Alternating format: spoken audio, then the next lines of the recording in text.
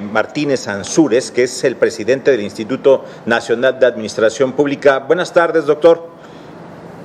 Buenas tardes, mucho gusto.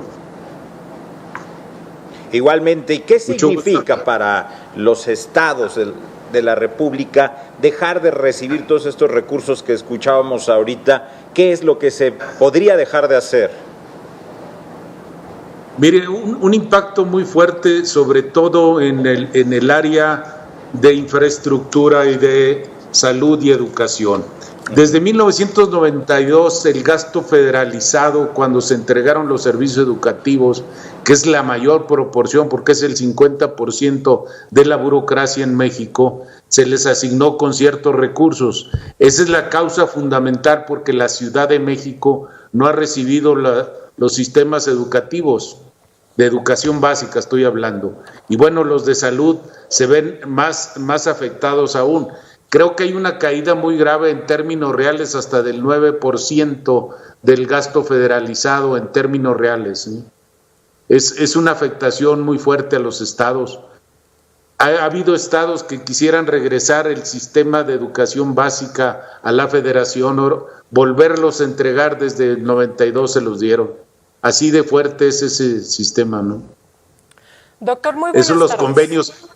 Buenas tardes. En materia de federalismo, ¿qué implicaciones tiene este hecho de que el 85.4% pues, de estos recursos para el próximo año los vaya a determinar el gobierno federal y solo el 14.6% se vaya a repartir a estados y municipios? Bueno, es decir, a ver, el gran problema es que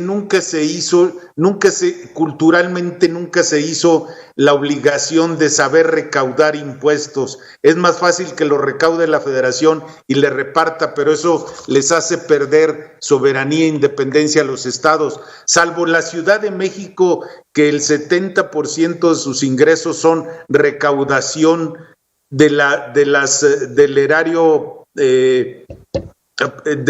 estatal. Los demás estados, hay estados que no recaudan casi impuestos, como Oaxaca, Chiapas, Michoacán, Guerrero, casi no recaudan impuestos. Entonces, la proporcionalidad con la que viven de las entregas federales es enorme, y todo eso son afectaciones directas a las entidades federativas.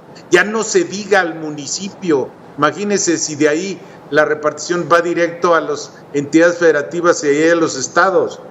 Imagínense la gran repercusión. Los más afectados van a ser los municipios, indiscutiblemente. Entonces eso te hace más dependiente de la federación. Y esto, doctor, sería entonces, esto de la independencia de los municipios libres, pues no va a ser nada menos vigente que nunca al ser dependientes del estado al que pertenecen y de la federación, ¿no?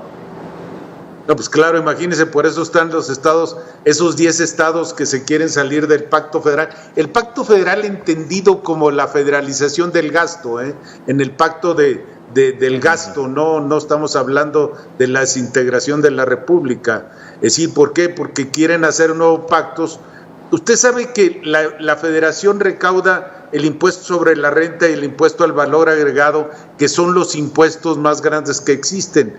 Realmente el municipio el único que tiene es el predial, y ahí pues a la hora de las elecciones es el que menos quieren hacer valer la plusvalía de las propiedades y cobrar los impuestos. No saben cobrar impuestos, ni las entidades ni los municipios. Las entidades federativas que se llaman libres y soberanas, pues la soberanía empieza con la independencia económica, ¿no? O deje la independencia lo menos dependiente de la federación posible. ¿Cómo no van a recibir instrucciones si todo se va a través de los acuerdos de federalización, ¿no? Doctor, ¿qué implicaciones le ve a través de las tesorerías? Perdón. ¿Mande? ¿Qué implicaciones le ve a esta propuesta de desaparición del fondo denominado Fortasec, que es de donde se toman recursos para fortalecer a las policías de los municipios? Bueno, ¿qué es lo que está haciendo dependiendo federalmente del sistema de seguridad? Es decir, a través de los acuerdos de la Comisión Nacional de Seguridad Pública, es como se daban los recursos, y ahí se les asignaban a las entidades federativas, y ellos compraban o no a entender de las necesidades primarias que tienen. Es decir, imagínese usted que si usted tiene una necesidad primaria de pagar la nómina, pues va a desviar ese recurso, que su objetivo fundamental era la salud, la educación o la seguridad, que es fundamentalmente para lo que se les da recursos a las entidades federativas. Van etiquetados. Doctor, y en el caso ahorita, retomando lo que nos comentaba, ¿será que los municipios y los estados no saben o no quieren cobrar impuestos en un cálculo político? En un cálculo político no quieren. Es más fácil que los cobre la federación. A usted le requiere cierta burocracia cobrar impuestos, saber cobrarlos. Es decir, hay muchos, mire, acuérdese que el sistema impositivo está compuesto de impuestos, derechos, productos y aprovechamientos. Aprovechamientos es todo aquello que no es ni impuestos, ni derechos, ni productos. Y realmente el único impuesto que se le deja al municipio es el predial. Y además, las entidades federativas, yo creo que se debe reestructurar la manera en cómo cobrar impuestos, cómo hacerse de recursos de las entidades federativas. Yo creo que rehacer el Pacto Federal de Fiscalización está fundamentalmente en esto, en saber cobrar y deslindar exactamente las obligaciones tributarias que tiene cada entidad federativa. Habrá entidades que no tienen, porque no tienen una actividad económica realmente fuerte, habrá que subsidiarla, pero hay entidades que entregan, ¿qué le puedo decir? Como Nuevo León, productos y no reciben lo mismo que entregan. Bueno, finalmente ese es el pacto federal, saber distribuir. ¿Qué es el impuesto? La distribución de la riqueza, ¿no? Es decir, eso es entendible desde ese punto de vista, pero lo que sí deben hacer es quitar un poco la flojera mental y la carga política que tiene el cobrar impuestos, ¿no?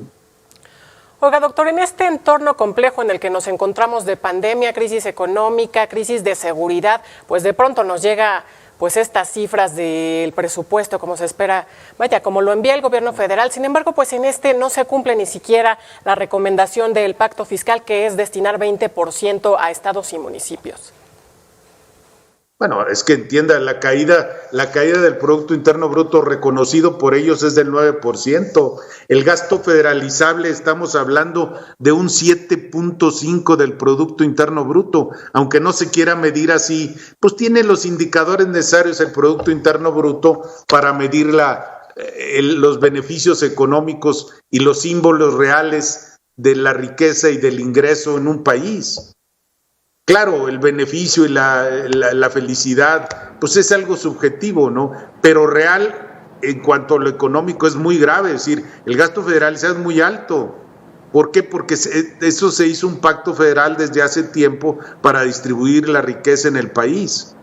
Claro, si se pone a ver todas las obras que hace el gobierno federal, pues llegan a las entidades federativas y a los municipios, salvo lo que se queda aquí en la capital. Pero la capital yo creo que es la que empieza a generar sus programas realmente, porque el 70% de sus ingresos sí los cobran ellos, aquí en la Ciudad de México. Doctor, ahorita que toca el tema de las obras públicas, una refinería, un tren y un nuevo aeropuerto, ¿qué tanto van a comprometer el gasto público? Todo el gasto de infraestructura está destinado por ahí, ¿no? Es decir, hacer una cortina de desarrollo en el sureste del país, creo que es una tarea entendible. Mire, desde 1994, cuando entra en vigencia el Tratado de Libre Comercio, el desarrollo llega hasta Querétaro, pensando en una línea imaginaria.